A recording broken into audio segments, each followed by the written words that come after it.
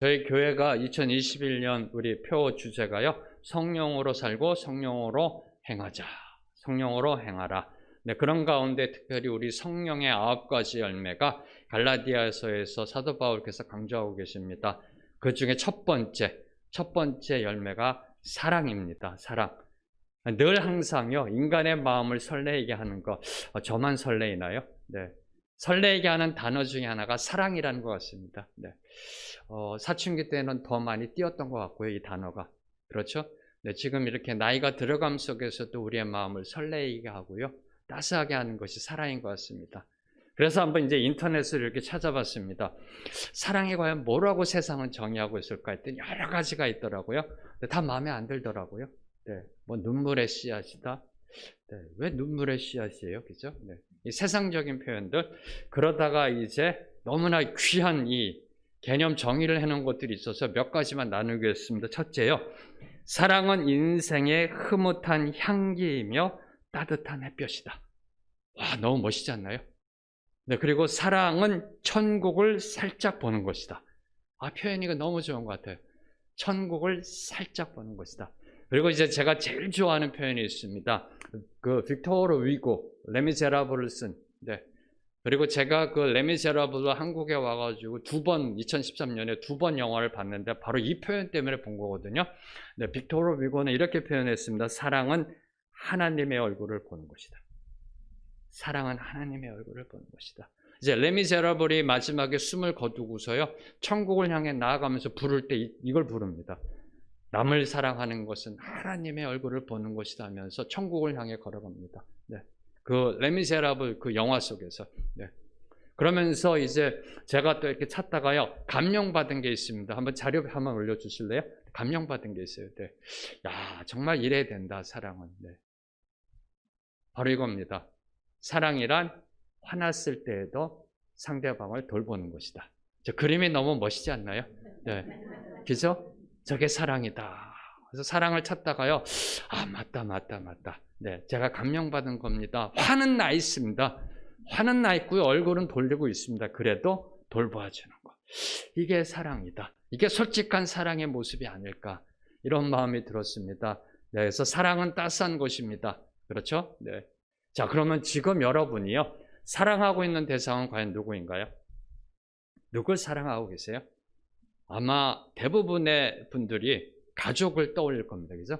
지금 여러분이 사랑하는 대상은 누구인가요? 아마 가족을 떠올릴 겁니다. 왜 여기 계신 분들 중에는 아직 다 연세들이 있으셔서 사춘기 계신 분이 없으셔서 네, 여자친구, 남자친구는 아닐 거고요. 네, 네, 큰일 납니다. 그러면 네, 이 가족들이 제일 먼저 떠오를 겁니다. 자, 그러면 가족 외에 떠오르는 대상은 누구일까요? 가족만큼 사랑하는 대상은 과연 누구일까요? 여러분이 사랑하는 사람은 누구입니까? 그래서 한번 여러분 오늘 집에 가셔서 사랑 리스트를 한번 작성해 보세요. 사랑 리스트. 네. 저도 한번 이렇게 해봤는데요. 그리 많지 않더라고요. 가족만큼 사랑하는. 네. 저희 생명의 길교회 모든 성도님들. 그 다음에 이제 적어가는데 그리 많지 않아요. 가족만큼. 네. 참 이것이 나의 삶의 현실이구나, 그런 마음을 느끼게 됐습니다. 사랑은 기독교 신앙의 핵심입니다. 기독교 신앙의 핵심은 사랑입니다. 네, 이 사랑을 이해하기 위해서 저희들이 먼저 깨달아야 될 진리가 있습니다. 사랑은 내가 하는 것이 아니라는 겁니다. 이거부터 출발해야 합니다. 사랑은 내가 하는 것이 아니라는 겁니다. 내가 하는 사랑, 인간이 하는 사랑은 곧 그 밑바닥이 드러나게 되어 있습니다. 그 본 모습이 언젠가는 드러나게 되어 있습니다. 왜요? 인간이 하는 사랑은 계산적입니다. give and take입니다. 네가 이만큼 해, 나도 이만큼 할 거야. 넌 아무것도 안 했어, 나도 nothing. 네, 이게 인간의 본연적인 타락한 마음이기 때문에 인간의 사랑은 계산적입니다. 특별히 우리 종교적인 그런 어떤 그 프레임 속에 들어와 있는 저와 여러분, 네, 하나님을 믿는다, 하나님은 사랑이시다, 사랑하라는 소리를 들어온 저와 여러분, 내가 하는 사랑은요, 시간이 지날수록 위선적인 사랑으로 전락할 수밖에 없습니다. 남을 보여주기 위한 체면적인 사랑으로 전락해 가는 것이 바로 내가 하는 사랑이라는 겁니다. 사랑은 기독교 신앙의 핵심입니다. 이 사랑을 알기 위해서 제일 먼저 깨달아야 될 진리, 참된 사랑은 성령의 열매이다. 성령의 열매이라는 겁니다. 저와 여러분이 할 수 있는 것이 아니라는 겁니다. 여러분, 왜 나무가 열매 맺는지 아시는지요? 나무가 왜 열매 맺는지 아시는지요? 네. 자연 법칙을 잘 지켜서요? 하나님이 보고 있다가 자연 법칙 잘 지키는 나무들에게 열매를 주시나요? 아니요, 아니요. 나무는 살아있으면 열매를 맺혀지게 된다는 겁니다. 그저 그 안에 생명이 있기 때문에 열매는 생명의 자연스러운 산물이라는 겁니다. 살아있다면 나무는 열매를 맺게 되어 있습니다. 마찬가지로 하나님의 생명이 우리 안에 있으면, 하나님의 생명이 우리 안에 건강하게 살아있다면 우리는 당연히 성령의 열매를 맺게 되어 있다는 겁니다. 따라서 성령의 열매는 맺어야 하는 게 아니라는 겁니다. 대부분의 성도님들이 잘못 알고 있는 게 이겁니다. 야, 성령 열매를 맺어야 돼. 성령은 맺으라고 돼 있어. 맺어야 돼. 주님 맺겠습니다. 아니요.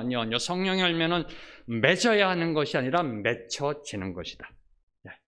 맺어야 하는 것이 아니라 맺혀지는 것임을 기억하셔야 합니다. 우리가 주 안에 거할 때, 그냥 거할 때가 아니라 온전히 거할 때, 주가 내 안에, 내가 주님 안에 거할 때, 그때 맺어지는 것이 바로 성령의 열매라는 겁니다.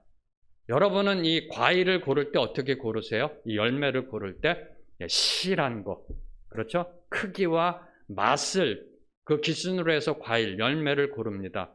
그러나 성령의 열매의 특징은 크기와 맛에 있지 않다는 겁니다. 성령의 열매는 크기나 맛에 있지 않습니다. 왜요? 성령의 열매는 변화이기 때문에. 성령의 열매는 바로 내가 변화하는 겁니다. 주 안에 거할 때 내가 변하는 것이 성령의 열매인 겁니다. 내 성격이 변합니다. 황제명이가 변하는 겁니다. 사랑이 넘쳐나는 사람으로, 그렇게 까칠했던 사람이 변하는 겁니다. 모가 났던 사람이 양선해지는 겁니다. 남을 위해서는 눈꼽만큼도 베풀지 못하던 사람이 자비와 긍휼의 마음으로 나아가는 겁니다. 남이 잘못한 것 용서하지도 못했고 하나하나 지적하던 사람이 온유한 마음으로, 오래 참음으로 나아가는 겁니다. 맨날 문제만 일으키던 사람이 평화의 사람으로 바뀌는 겁니다. 할렐루야. 이게 성령의 열매입니다. 성령의 열매는 맛이나 크기가 아니고요, 변화입니다. 변화. 내가 변화하는 것. 이게 바로 성령의 열매라는 겁니다. 그래서 성령의 열매는 저는 이렇게 정의합니다. 성품의 열매다. 성령의 열매는 성품의 열매이다. 그리고 또 하나, 성령의 열매는 각각 다른 9가지가 아님을 지난주에 강조해 드렸습니다. 설명해 드렸습니다. 문법적으로 설명해 드렸습니다. 단수형으로 표현되어 있고 제일 먼저 표현된 사랑, 그 사랑이 성령의 열매이다. 다시 말씀드리면은 이 나머지 8가지 성령의 열매는 사랑이라는 그 빛에서 파생되어 나오는 성품의 색깔들이다. 사랑이라는 빛, 무지개라는 사랑 속에 7가지의 색이 있듯이 사랑이라는 무지개 속에 다른 8가지의 성품의 색깔들이 있다는 겁니다. 아직도 이해가 안 되세요? 그럼 프리즘, 빛이 프리즘을 통과하면 어떻게 되나요?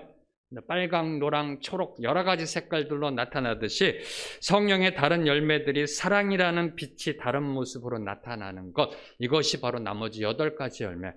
그래서 오늘 저희들이 읽은 고린도전서 13장 4절에서 7절에 보면 사랑이 15가지의 빛으로, 성품으로, 색깔로 나타나고 있음을 사도 바울께서는 강조하신 겁니다. 자, 그럼 왜 사랑으로 통일될까요? 성령의 열매는? 왜 자비가 아닐까요? 왜 온유가 아닐까요? 왜 양선이 아닐까요? 왜 사랑일까요? 성령의 열매는 왜 사랑으로 통합되고 사랑으로 하나 되어지는 것일까요? 그 이유는 간단 명료합니다. 하나님은 사랑이시니까.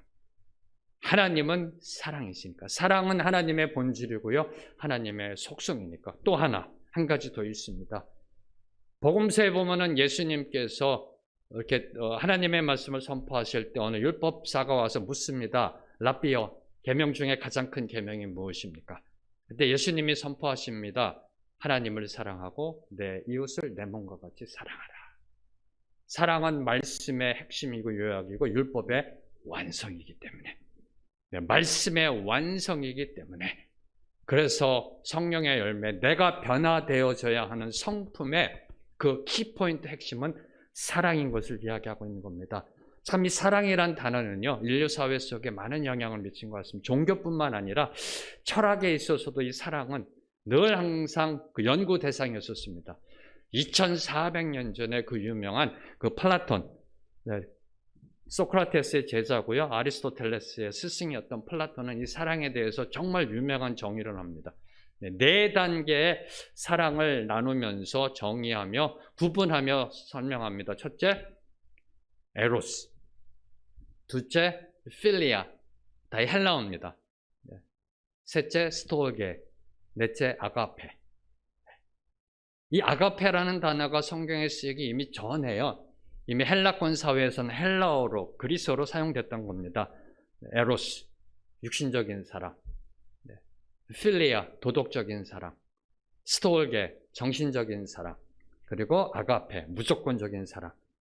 그래서 이 네 단계 정의가 이제 에로스는 남녀 간의 연인적인 사랑을 사용할 때, 지칭될 때 사용되어졌고요. 이 필리아라는 건 특별히 친구 간의 우정을 나타낼 때 주로 사용하게 됐고요. 그리고 스토르게는 부모가 자식을 사랑하는 그 정신적인 사랑, 스승이 학생을 사랑하는 그 사랑을 나타낼 때 사용하게 됐고요. 마지막 아가페는 신의 사랑. 신의 사랑을 사용할 때, 지칭할 때 사용하게 되었던 겁니다. 이 플라톤이 네 단계의 사랑을 정의하며 구분했던 것은 사랑은 에로스에서 아가페로 나아가야 된다. 바로 이것을 보여주기 위한 겁니다. 가장 낮은 단계인 에로스에서 필리아로, 스톨게로 결국은 아가페의 사랑을 이루어야만 그 사랑은 참된 사랑임을 플라톤은 주장하고 싶었던 겁니다. 사랑의 최고봉은 아가페입니다. 바로 이 아가페가 오늘 말씀 속에 기록되어 있는 성령의 열매 사랑을 이야기하고 있는 겁니다. 자, 그러면 성령의 열매 사랑은 무엇인가요? 아마 여러분 많이 들어서 아실 겁니다. 오늘 이 시간에는요, 세상적 사랑과 구별되는 이 성령의 열매 사랑, 아가페 사랑의 그 특징 중에 세 가지만 살펴보겠습니다. 이외에도 많습니다. 그러나 세 가지, 기도하는 가운데 이 세 가지를 이 주어진 설교 시간에 나누라는 그런 부담이 있었어요. 세 가지만 나누고 오늘 말씀 은혜 받고자 합니다. 첫째, 사랑은 권고나 선택이 아니다라는 겁니다. 사랑은 권고나 선택이 아니다. 제가 해외에 있을 때 2000년에요. 우리나라에서 한동안 유행했던 광고가 있습니다. 혹시 아시는지요? 사랑은 움직이는 거야. 무슨 그 이동통신인가 뭔가요? 차태현 씨가 저기 주연돼서 사랑은 움직이는 거야. 네. 사랑은 인간이 선택할 수 있다는 거죠. 네. 차고 채이고 또 이렇게 하고. 네. 그 연인 간의 사랑을 나타낼 때, 그 쉽게 말하면 자기네 통신회사로 움직여 오라는 거죠. 그 광고의 카피는. 근데 사랑은 그렇게 세상이 생각하는 것처럼 선택이 아니라는 겁니다. 사랑은 명령이라는 겁니다. 성령의 열매인 사랑은 명령입니다. 요한복음 13장 34절과 35절 말씀. 자막에 나오면 함께 읽겠습니다. 요한복음 13장 34절 35절 말씀 함께 읽겠습니다. 시작. 새 계명을 너희에게 주노니 서로 사랑하라. 내가 너희를 사랑한 것 같이 너희도 서로 사랑하라. 너희가 서로 사랑하면 이로써 모든 사람이 너희가 내 제자인 줄 알리라. 언제 이 말씀하셨나요? 네. 예수님께서 십자가 지시기 바로 전날, 여러분이 잘 알고 있는 성찬이 있었고 세족식이 있었던 그날에 예수님께서 제자들에게 이렇게 말씀하십니다. 사랑할래? 사랑하면 좋은데 서로 사랑해라. 아니요 이렇게 말씀하지 않으셨습니다. 사랑하라. 명령입니다. 네. 사랑하라. 사랑하라라고 명령하셨습니다. 그 대상이 누구인가요? 초신자들인가요? 잘 모르는 사람인가요? 하나님의 말씀을 잘 모르는, 아니요, 제자들이었다는 사실을 기억하셔야 됩니다. 네. 예수님과 3년 동안 동고동락했던 제자들, 3년 동안 예수님의 사사를 받았던, 하나님 나라에 대해서 설명을 들었고 예수 그리스도 동행하면서 하늘나라가 무엇인지 직접 봤던 기적과 표적을 보았고요. 오병이어의 기적을 보았고요. 네. 그런 제자들에게 하나님 예수님이 명령하신 겁니다. 사랑하라. 사랑하라. 오늘 저와 여러분에게도 동일하게 이 말씀은 명령으로 선포됩니다. 사랑하라. 누구에게요? 저와 여러분에게. 세상 사람들이 아닙니다. 저와 여러분에게, 누구에게? 예수 잘 믿다고, 잘 믿는다라고 생각하는 저와 여러분에게 사랑하라라고 명령하십니다. 왜요? 사랑 안 하니까. 사랑 안 하니까. 누가요? 제자들이. 누가요? 예수님과 동고동락했던 제자들이. 누가요? 예수 잘 믿는 목사가, 장로가, 권사와 집사들이. 안 하니까. 안 하니까. 그것도 유언적 명령으로 남기신 겁니다. 십자가 지시기 바로 전날 유언적 명령으로 사랑하라. 사랑하라. 사랑하고 계시는지요? 사랑은 권고가 아닙니다. 성경이 말하는 사랑은 명령이라는 겁니다. 명령. 네, 명령. 나중에 천국 가면 또 하나님이 이것도 물어보실 겁니다. 명령대로 순종했는가? 왜요? 명령을 내리셨기 때문에 반드시 체크하실 겁니다. 명령은 체크하십니다. 확인하십니다. 전도하라, 사랑하라. 네, 여기에 보면은 새 계명으로 너희에게 새 계명을 준다, 서로 사랑하라는 여기에 새 계명은요, 전에 없던 계명을 주신다는 의미가 아닙니다. 새 계명을 주신다. 이 새 계명의 의미는 전에 없던 계명이 아닙니다. 왜요? 이미 레위기 19장 18절을 보면 하나님은 이미 선포하셨습니다.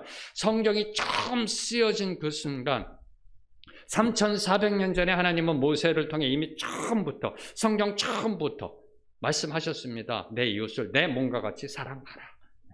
새 계명이 아닙니다. 새로운 계명이 아닙니다. 그럼 왜 예수님은 새 계명을 너에게 주니 서로 사랑하라라고 하셨을까요?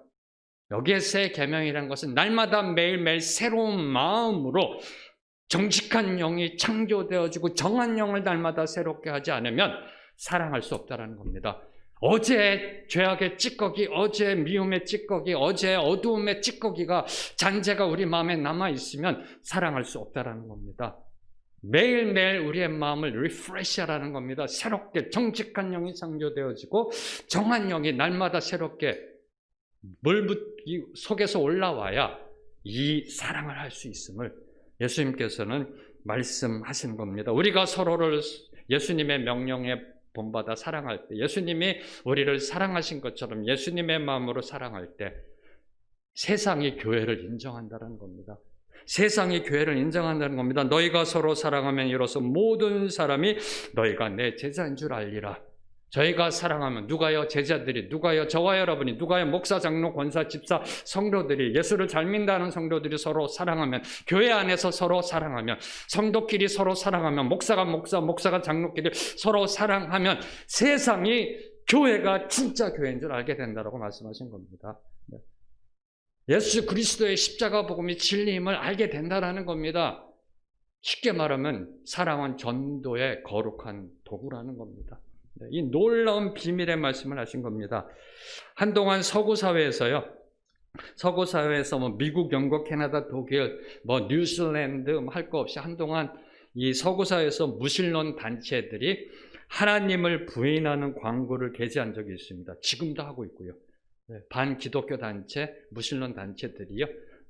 서구사회에서는 아주 자주 합니다. 우리나라에서도 반기련이 이러한 광고들을 게재했었습니다. 반기련은 반기독교 시민운동연합. 주로 이들이 광고를, 이렇게 무신론적 광고를 올리는 것이 시내버스입니다. 시내버스 옆면에다가 하나님은 존재하지 않는다. 천국과 지옥은 존재하지 않는다. 인생을 마음껏 즐겨라. 등등등등 광고를 싣습니다. 여러분이 인터넷 들어가서 치시면 이미 많은 그림들이 있습니다. 우리나라에도 이 광고가 실렸었고요. 이런 광고를 본 사람들은 어떻게 반응했을까요? 광고니까 시내버스 탈 때마다 봤을 거 아니에요. 어떻게 반응했을까요? 아니, 어떤 반응이 나와야 할까요? 어떤 반응이 나와야 할까요? 맞아. 아, 하나님은 없어. 내 교회 보니까, 교회 다니는 사람들 보니까 없어. 개독교야, 개독교. 이렇게 했을까요? 어떤 반응이 나와야 할까요? 아니야, 저 광고는 거짓이야. 저 광고는 참이 아니야. 내가 아는 누구누구는 교회 다니는데 진짜 크리스찬이야.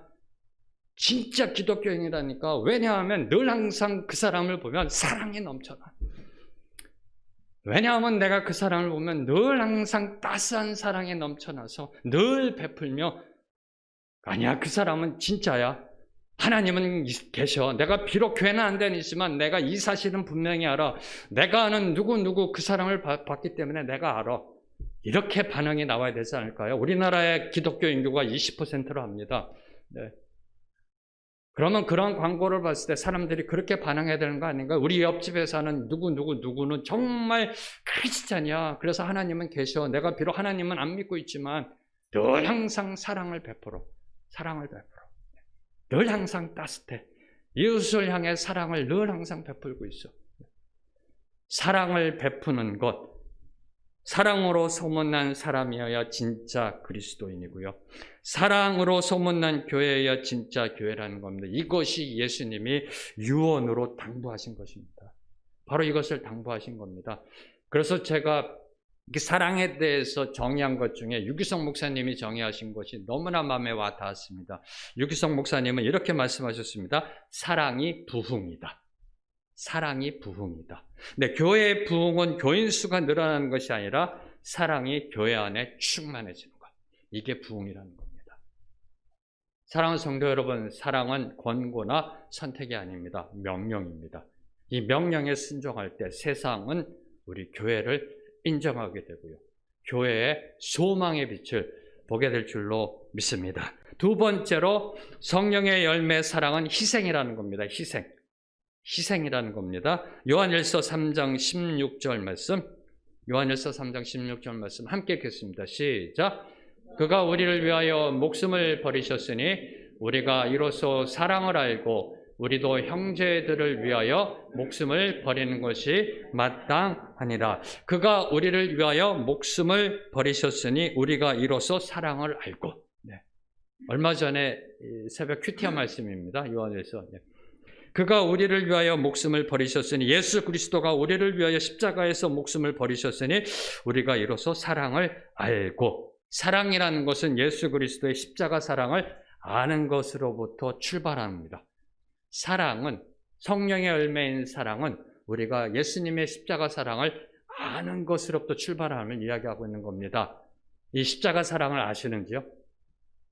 저와 여러분을 위해 목숨을 내놓으신 그 십자가 사랑을 아시는지요? 네, 압니다. 성경 공부했고요. 그 차원이 아닙니다. 여기 안다라는 거는 경험하시는지요? 체험하시는지요? 느끼시는지요? 정말 중요한 질문입니다. 한번 여러분에게 질문을 던져보세요. 난 이 사랑을 알고 있는가? 이 사랑을 알고 있는가? 2000년 전 골고다 언덕에서 33살의 유대 청년, 예수라는 청년이 십자가에 매달려 이렇게 선포합니다. 엘리 엘리 라바 사박다니, 엘리 엘리 라바 사박다니. 나의 하나님 어찌하여 나를 버리시나이까? 엘리 엘리 라바 사박다니. 그 유대 청년의 아버지 하나님은 저 하늘에서 그 예수를 붙잡고 있던 손을 죽음으로 놓습니다.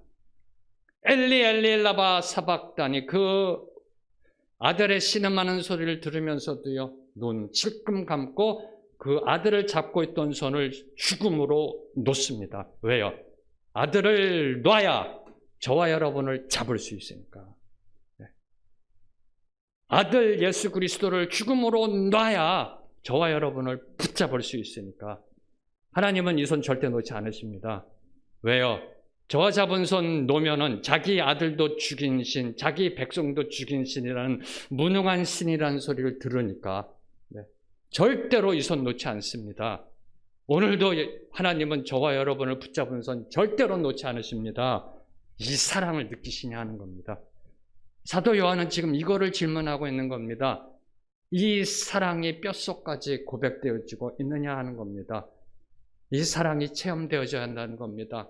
이 십자가 사랑이 경험되어져야 한다는 겁니다. 고백되어져야 한다는 겁니다. 감격이 넘쳐나와야 된다는, 감사가 나오고 감동함으로 이 십자가 앞에 무릎 꿇어야 한다는 겁니다. 그때서야 비로소 참다운 사랑을 할 수 있다는 겁니다. 우리도 형제들을 위하여 목숨을 버리는 것이 마땅하니라. 십자가 사랑을 알면, 그 사랑을 경험하면, 그 사랑이 뼛속까지 고백되어지면 저와 여러분도 형제를 위해 예수님처럼 목숨 버리는 사랑을 할 수 있다는 겁니다.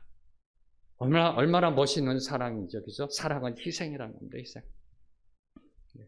지금 전 세계가요, 코로나로 인해서 힘들어합니다. 많은 사람이 확진되고요, 많은 분들이 사망으로 그리고 죽음으로 나아가고 있습니다.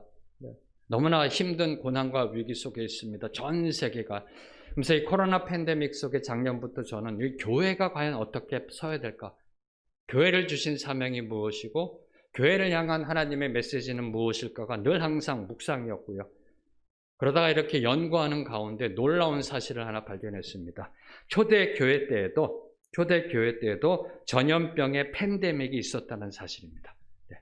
봤더니요, 거의 1세기마다 한 번씩 있더라고요. 인류의 역사 속에는. 1세기마다. 작년 20세기는 스페인 독감이었잖아요. 그리고 국지적인 게 있었고, 1세기마다 팬데믹이 있었다는 겁니다. 역사적인 자료를 보면은 2세기 때요, 안토니우스 전염병이 있었습니다. 무려 15년 동안 지속됐습니다. 인구 500만 명이 죽었고요. 별로 이렇게 감이 안 오시죠? 그 당시 로마 제국 인구의 25%에서 30%가 감소되는 그런 기록이 있습니다. 그리고 3세기 때 유행한 전염병은 키프리아누스, 아마 사람의 이름을 딴 것 같습니다. 이 아프리카에서 온 전염병인데 키프리아누스 전염병은 2세기 때보다 더 극심한 피해를 주었다고 합니다. 치사율이 무려 50%를 넘는 무시무시한 전염병이 2세기와 3세기에도 있었습니다. 초대교회 때도. 근데 놀라운 사실은요, 바로 그때 교회가 부흥했다. 그때 교회가 부흥했다라고 기록되어 있습니다. 도대체 무슨 일이 일어났던 것일까요? 어떻게 교회가 부흥했을까요? 당시 알렉산드리아 주교였던 그 디오니시우스 주교는 당시 상황을 다음과 같이 기록하고 있습니다. 자막 자료 좀 부탁드리겠습니다. 이교도들은 처음 질병이 발생하자 아픈 자를 내쫓았고 가장 가까이 아는 자들이 먼저 도망쳤고 병든 자가 죽기도 전에 거리에 버려지고 매장하지 않는 시신을 흙처럼 취급했다. 그들은 이렇게 함으로써 치명적인 질병의 확산을 막고자 했으나 아무리 몸부림쳐도 도망치기 어렵다는 점을 알게 되었다. 그러나 그리스도인들은 이들과 달랐다. 그리고 260년 부활절날, 이 전염병이 절정에 달했을 때입니다. 전염병이 절정에 달했을 때 그 디오니시우스 주교는 부활절날 설교를 이렇게 설교했음이 기록에 남아 있습니다. 우리 형제 그리스도인 대부분은 무한한 사랑과 충성심을 보여주었으며 한시라도 몸을 사리지 않고 상대방을 배려하는 데 온 힘을 쏟았습니다. 그들은 위험을 무릅쓰고 아픈 자를 보살폈고 그들의 모든 필요를 채워주었고 주님 안에서 그들을 섬겼습니다. 그리고 병자들과 함께 평안과 기쁨 속에 생을 마감했습니다. 그들은 환자로부터 병이 감염되자 그 아픔을 받아들이고 고통을 감내했습니다. 많은 이들이 다른 이들을 간호하고 치유하다가 사망을 자신에게로 옮겨와 대신 죽음을 맞았습니다. 바로 이것이 목숨을 버리는 것도 마땅하게 여기는 사랑이라는 겁니다. 바로 이것이 성령의 열매 사랑이 그 삶 속에서 증거되는 그 모습을 보여주고 있는 겁니다. 당시의 로마 관리들과 세상 사람들은요, 병든 자, 죽어가는 자들을 버려두고 도망갔지만 그리스도인들은 뒤에 남아 위험을 무릅쓰고 환자들을 사랑으로 보살피고 간호하였던 겁니다. 기록으로 다 남아있는 겁니다. 설사 그 병이 옮아 죽게 되더라도 순교하는 마음으로 그 환자들을 사랑으로 붙는 모습, 그 모습을 세상 사람들이 봤고요. 특별히 이교도들. 그래서 이 전염병이 끝나자 그들이 개종하기 시작했던 겁니다. 기독교로 개종하고요. 교회가 폭발적으로 증가하였음을, 부흥하였음을, 성장하였음을 기록되어져 있습니다. 근데 놀라운 사실은 이때 생겨난 새로운 헬라어 단어가 있습니다. 이때 생겨난 새로운 단어, 사회가 억셉트한 새로운 단어, 바로 그 단어가 파라볼라노이. 무슨 뜻이냐면 위험을 무릅쓰는 자들. 세상이 누구를 향해서 이 단어를 썼을까요? 그리스도인들을 향해서. 새로운 단어가 생겨난 겁니다. 그리스도인의 사랑이 세상의 사회에 새로운 단어를 창출하였던 겁니다. 지금 코로나 팬데믹 속에요. 우리 교회로 인해, 여러분으로 인해 생겨난 단어가 무엇이 있나요? 지금 교회의 민낯이 드러나고 있는 그런 상황입니다. 참으로 안타까운 상황입니다.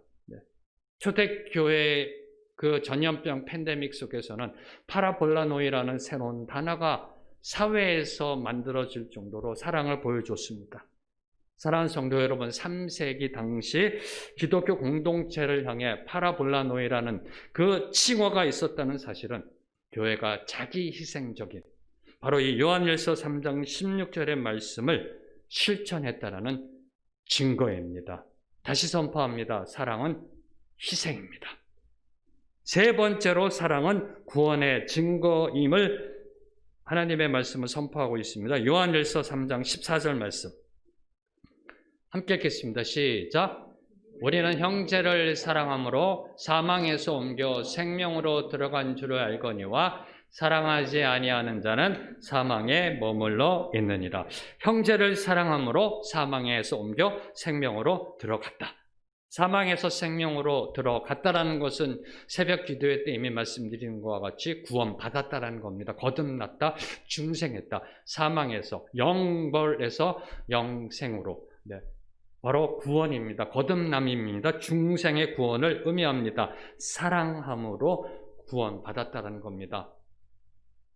근데 성경을 보면은 저희들이 구원받는 조건은 딱 하나입니다. 믿음입니다. 그렇죠? 예수 그리스도를 영접하고 믿는 자에게 구원이 주어진다라고 되어 있습니다. 그 어떤 행위가 구원의 조건이 아닙니다. 행위가 구원의 조건이 아닙니다. 그런데 오늘 사도 요한께서는 설명하십니다. 사랑함으로 구원받았다. 사랑함으로 하울링이 나죠? 사랑함으로 사망에서 생명으로 옮겨졌다라고 선포하고 있습니다. 성도는 오직 예수님을 믿음으로 구원의 영생을 받습니다. 그 영생을 받았다는 증거가 바로 사랑이라는 말씀입니다. 다시 말해 예수 그리스도를 믿는 것과 형제 사랑은 불가분의 관계라는 겁니다. 예수 그리스도를 믿는 것과 형제 사랑은 불가분의 관계다. 동전의 양면이라는 겁니다. 믿음을 통해 영생을 받습니다. 믿음을 통해 구원받습니다. 그리고 사랑을 통해 이를 증명한다는 겁니다. 여러분이 구원받으신 줄 어떻게 증명하실런지요? 그 영적인 문제입니다. 구원은. 그걸 어떻게 증명하실런지요? 사랑으로 증명한다는 겁니다. 믿음은 사랑으로 역사한다. 다시 말하면 사랑으로 역사하는 것이 바로 믿음이다. 그래서 사도 바울께서 이 갈라디아서 편지에 강조하셨던 거잖아요. 사랑으로 역사하는 것이 믿음이다. 믿음은 사랑으로 역사하게 되어 있다. 이 역학관계, 믿음과 사랑의 역학관계를 잘 보여주고 있는 것이 국회입니다. 국회. 우리나라 국회요. 무슨 소리 있냐고요? 여러분, 왜 우리나라 국회가 국민들로부터 존경받지 못하는 줄 아세요? 정말 똑똑하신 분들입니다. 엘리트들이세요. 국민이 뽑은 사람들입니다. 그렇잖아요. 정말 선택받은 사람들입니다. 근데 그분들이 국회에 가서서 왜 국민들의 존경을 못 받는 줄 아세요? 바로 이 사랑과 믿음의 역학관계. 거기에는 사랑이 없기 때문입니다. 정치적 신념만 있을 뿐입니다. 이데올로기에 대한 믿음만 있을 뿐입니다. 이념에 대한 믿음만 있을 뿐입니다.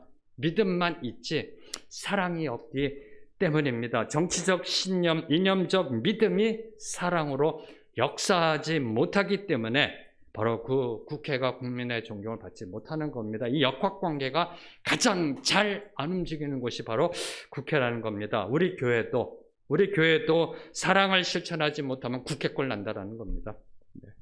작심하고 오늘 비판하러 나왔습니다. 저 국회요. 우리 교회도 사랑하지 못하면 국회꼴 납니다. 좌우 이념의 믿음으로 갈라져서 서로 사랑하지 못하면 바로 그것이 우리 교회의 모습이 된다는 겁니다. 다투고 싸우고 비난하고 추악한 모습, 겉으로는 점잖은 척, 국회의원 배지 달고 성도라는 배지 달고요. 사랑이 없으면 다투고 싸우고 추악한 냄새나는 바로 그것이 오늘날 교회의 모습은 아닐런지요? 그래서 세상이 교회를 향해 개독교라고 이야기하고 있는 건 아닐런지요? 그래서 예수님이 유언적 명령으로 제자들을 향해 서로 사랑하라라고 말씀하신 건 아닐런지요? 사랑은 구원받은 자의 증거입니다. 구원받으셨는지요? 그럼 증거를 보여주세요. 증거를 보여주세요. 자, 이제 마지막으로 어떻게 하면 그럼 이런 성령의 열매를 맺을 수 있을까? 그죠? 네, 어떻게 하면은 우리가 주 안에 온전히 거할 수 있을까? 주 안에 온전히 거할 때, 내가 주 안에, 주가 내 안에 연합할 때 이 성령의 열매가 맺어진다라고 되어 있습니다. 그럼 어떻게 주 안에 거할 수 있을까? 어떻게 주 안에 온전히 거함으로 성령의 열매를 맺을 수 있을까? 모든 질문의 답은 성경 안에 있습니다. 지금까지 얼마 살지 않았습니다만 제 삶, 그리고 지금까지 제가 성경을 연구하며 고백합니다. 모든 인생사의 질문의 답은 다 성경에 있습니다. 문제는 저와 여러분이 성경을 모른다는 것뿐입니다. 저도 요번에 이 말씀을 준비하면서 또 깨닫게 된 겁니다. 못 깨달았으면 아마 저는 이렇게 오늘 말씀을 마무리했을 겁니다. 주 안에 거하십시오. 주와 연합하십시오. 주와 하나 되십시오. 그러면 성령의 열매를 맺을 줄로 믿습니다. 이렇게 끝났을 겁니다. 그러면 또 성도들은 그럼 어떻게 주 안에 거하고 어떻게 주와 하나가 되지? 늘 이 부분 구체적이지 못하니까 그러다가 말씀 속에 깨닫게 됐습니다. 디모데전서 1장 5절 말씀. 디모데전서 1장 5절 말씀 함께 읽겠습니다. 시작. 이 교훈의 목적은 청결한 마음과 선한 양심과 거짓이 없는 믿음에서 나오는 사랑이거늘. 참된 사랑은 첫 번째, 자막 잠깐 올려놔 주세요. 네. 이 참된 사랑, 아가페 사랑, 첫째 청결한 마음이 있어야 된다는 겁니다. 청결한 마음. 주 안에 온전히 거하는 것은 청결한 마음이고, 두 번째 선한 양심, 세 번째 거짓이 없는 믿음. 이 세 가지의 구체적인 신앙의 모습을 성경은 저와 여러분에게 권면하고 있습니다. 성령의 열매를, 사랑을 맺기 위해서는 하나님 안에 온전히 거해야 합니다. 주와 하나 되어야 합니다. 그렇게 하기 위해서는 어떻게 해야 되는가? 청결한 마음을 유지해야 된다는 겁니다. 죄악에서 멀리 떠나 거룩하고 정결한 마음을 유지해야 한다는 겁니다. 악에서 떠난 선한 양심, 여러분의 양심에 털이 나 있는 것이 아니라 깨끗한 양심, 요만한 것에도 아파하는 마음, 요만한 죄악에 있어서도 힘들어하는 마음, 그냥 뭉개는 것이 아니라 이 정도야가 아니라 요만한 것, 성경이 말하는 정말 이만한 것, 사소한 것이라도요, 아파하고 힘들어하는 그 양심, 선한 양심, 그리고 거짓 없는 믿음, 가식적이고 외식적이고 체면적인 믿음이 아니라 하나님 나라를 향해 목숨 거는 진짜 믿음, 이 세 가지. 이럴 때 사랑의 열매를 맺는다라고 사도 바울께서는 선포하십니다. 성령의 열매는 주 안에 온전히 거할 때 맺어집니다. 어떻게 주 안에 온전히 거하는 것인가? 청결한 마음, 거룩이죠. 선한 양심, 선함이죠. 세 번째, 참된 믿음, 거짓 없는 믿음. 바로 이것을 성경은 저와 여러분에게 오늘 권면하고 있습니다. 오늘날 TV 드라마를 보면요, 청결하고 선한 참된 사랑을 주제로 한 드라마는 거의 찾아볼 수가 없습니다. 불륜, 불화 등 온갖 부패한 사랑의 이야기로 가득 차 있습니다. 근데 더욱 한심한 것은, 죄송합니다, 한심하다는 표현에서 한심한 것은 이런 드라마일수록 인기를 누리고 있다는 사실입니다.